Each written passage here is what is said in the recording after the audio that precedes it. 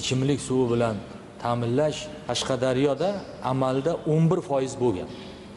Bugunga kelib 61,8% tashkil qilyapti. Ya'ni bu bilan 1,200,000 odamni suv ta'minoti yaxshilandi. Oxirgi 3 yilda suv ta'minot korxonalariga 51 ta zamonaviy texnikalar olib berildi. 3 yilda bir Qarshi shaharda o'zida 200 milliarddan ortiq mablag' evaziga 16 kilometr aylanma magistral suv quvuri tortildi.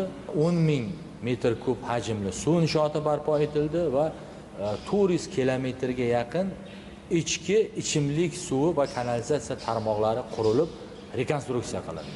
G'uzor tumanida ichimlik suvi bilan ta'minlash 1,4% bo'lgan. Prezidentimiz tomonidan ajratib berilgan mablag'lar evaziga 436 kilometr ichimlik suvi tarmog'i tortildi. 4 ta suv inshoot qurildi. Oqsuv Dehqonobod eng yirik va muhim ijtimoiy infratuzilmasi loyihasi ishga tushirildi. Qamashi tumanida ham 444 kilometr ichimlik suvi tarmog'i tortildi. Hurmatli prezidentimiz bugungi yig'ilishda Qashqadaryo aholisi uchun eng muhim bo'lgan loyiha Sorakdan Qarshiga, Qamashi, mana G'uzor tumanlariga, Koson, Muborak tumanlariga toza ichimlik suvini olib kelish bo'yicha ham mutasaddi vazirlik idoralariga topshiriq berdilar. Bu yo'nalishda ham ishlaymiz va kelgusi yillarda Kasbi, Mirishkor, Nishon, Qarshi tuman aholisini toza ichimlik suvi bilan ta'minlash borasida ham Talimarjondan boshlanadigan loyiha bo'yicha ishlash bo'yicha ham topshiriq berdilar. Hurmatli prezidentimizni bergan